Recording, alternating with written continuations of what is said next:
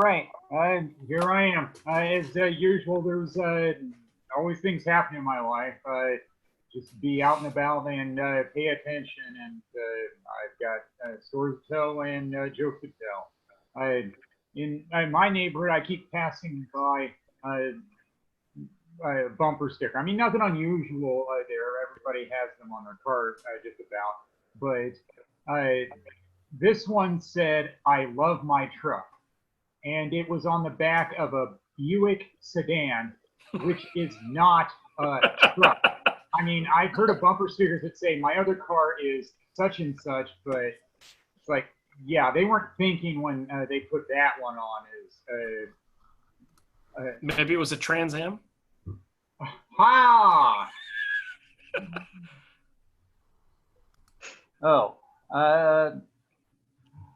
and like, oh yeah, maybe I should go back to that one. That doesn't sound right. Yeah.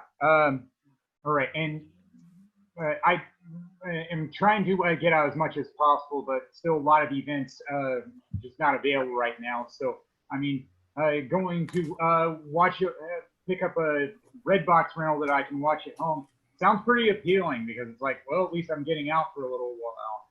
And the one that I watched this weekend was the one called Joker, starring Joaquin Phoenix. And hey, good movie. Yeah, I'll get to that. And I said I had to see it after finding out that this version of the Joker, he's a failed stand-up comic. It's like, well, I want to see how they handle stand-up comedy. And it's like, well, yeah, I guess comedy friend of mine has used the word hyperbole before. I guess there probably is in that one. It's definitely not Jack Nicholson playing the Joker. I mean, I was a teenager when I saw Batman '89, Jack Nicholson playing the Joker, and it's like, yeah, this is a new generation of the Joker. The ending left me stunned. The best way I can think of wording it. I mean, I was sympathetic to him until he started killing people. And it's like, yeah, I guess I should have expected that from a movie about the Joker. Yeah, I think Jack Nicholson is the Joker. He probably killed some people too. I just haven't seen that one in a while. But it's like, wow, was what I was thinking when I was done watching it. Oh, yes, now back to the other one. I saw a food service truck and I said, well, hey, the food on that being advertised on that truck looked pretty appealing. And then I ended up thinking, well, how much is the calories?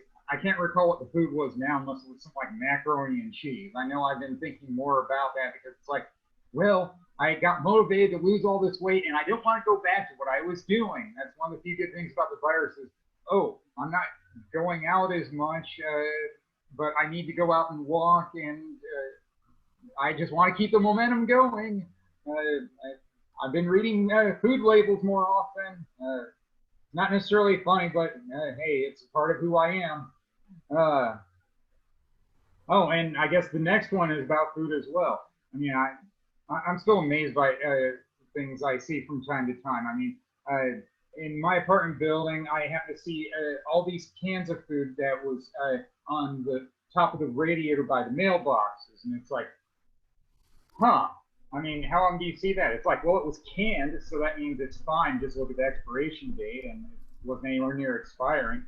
So I ended up claiming all except for the can of kidney beans and vegetarian refried beans. I mean, there were 5 cans of applesauce, and there were little cans of chicken and tuna. I mean, it was good stuff. So most of it is not going to waste. I'm proud of that, and I'm saving on the food bill for a little while. But I mean, that was still weird to see, like, 16 cans of food by the mailboxes. It's like, how did it get there? I don't know. And I tried donating the 2 cans of beans to the food bank in my apartment complex, and it isn't open very often.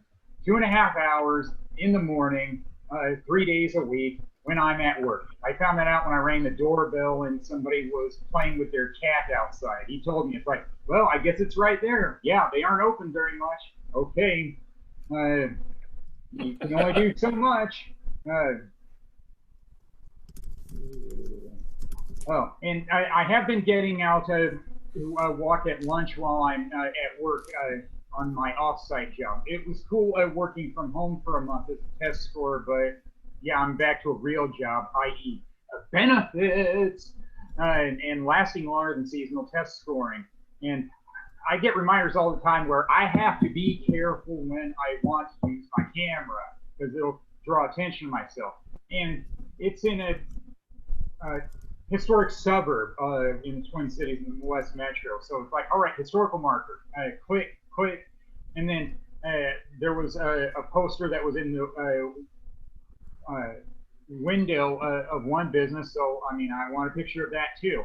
And then eventually somebody came out and said, do you need help? And it's like, so I asked him, do I look lost or do you own one of the businesses?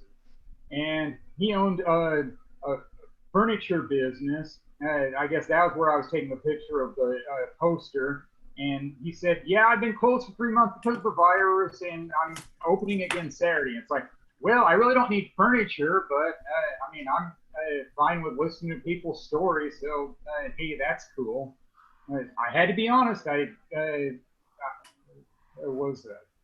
don't need his stuff right now. Gotta put that out there. But I mean, I guess it could have been worse. I mean, he said he wanted to shake my hand, but he said in this day and age, yeah, I probably shouldn't. It's like, yeah, I think the most I've done in recent months is elbow bumps. It's like, okay, not as much contact as a fist bump there. Yes, due to the virus, I'm getting more excited about some of the most unexciting things. I mean, not just picking up a movie at Redbox. I mean, it's also things like I remember going to a FedEx office to get a cover letter typed up, and they had something there that I didn't buy. It's like, well, 3 months later, it was still there, and it was reprints of vintage baseball cards. And it's like, I can't watch baseball right now, but I can buy those. And then before that, I got a haircut. It's like, yay, I can get one again. They had to check my temperature, and then I got to go back. It's the first time I ever had to make an appointment for a haircut, as far as I know. It's like, oh, these times we live in. I've made appointments for other things. I didn't think I have to do it for that. And they meant having a mask on and then partially taking it off when they wanted to finish the haircut. It's like, well, I'll follow the rules because I want to get things done. And then, this weekend, not only was it Dad's Day, but it was also my dad's birthday. And I figured, I should call him, even though I called him 3 weeks earlier saying, hey, there are riots in Twin Cities, but I'm fine. Didn't affect my neighborhood. And I mean, it's a reminder of how, yeah, maybe it's a good thing that I'm out of state because you can be eccentric or some would say politically incorrect. And I went through some my dating history, and I don't know why I do that with him because I don't enjoy talking about those things. I mean, they happened a long time ago and they didn't last long. And then I said, well, I have certain standards on who I date. I said, well, I went to college, major in history, University of Iowa. And I said, I couldn't date somebody who only has a high school diploma. And he said, well, that means you wouldn't want to date me. No, I wouldn't want to date you because you're my dad. In a lot of ways, I already dated my dad. That was called him having visitation every other weekend, starting when I was 14 because my parents divorced. We'd have lunch or dinner somewhere and then go to a sporting event or a movie. And I know that he could do some annoying things there. Like at movies, he'd talk during the movie and they tell you don't do that. He'd ask me, what do you think's going to happen next? I don't know. I can stay tuned and find out. And then he'd fall asleep during the same movie, just like he would sometimes at church, and the preacher would call him out about it. It's like, I'm almost ashamed to say that I'm next to him and he's my dad. And then, the other thing you do, you can talk during an entire baseball game, and then, I mean, you pretty much miss the game and he talks about things I just don't want to hear about. It's like, oh yeah, I don't have to go to a bird experience 80s night. I only have to talk to him. That's sad, unfortunately, but that's a nice thing about just calling is I don't have much of a commute once it's over. There's not as much invested in it. And eventually I just had to say, can we change the subject? Because it was a no-win situation. I mean, there's nothing wrong with having standards on who you date. It's all about having enough in common where it's going to last. I already found that out with some of my relationships. We didn't have enough important things in common. Yeah, I could rant entire sets about my old man. No, that'll do it for me. Thank you, you've all been great. Yay!